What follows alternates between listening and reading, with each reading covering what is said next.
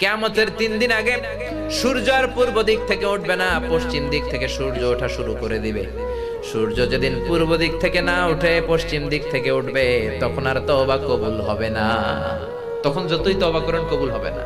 সূর্য যেদিন পশ্চিম দিক থেকে উঠবে, কোরআন খুলে দেখবেন কোরআনগুলো blank pages, completely white pages, সাদা পেজ হয়ে গেছে। কোরআনে কোনো আয়াত নাই, কোরআন মুখস্থ থাকবে, সিনার মধ্যে একটা আয়াতও আছে এরকম একটা লোকও থাকবে না, কোনো আলেমও থাকবে না।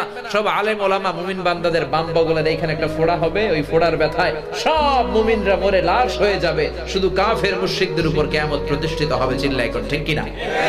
তার মানে কিয়ামতের আগ দিয়ে পশ্চিম দিক থেকে সূর্য উঠলে তওবার দরজা বন্ধ।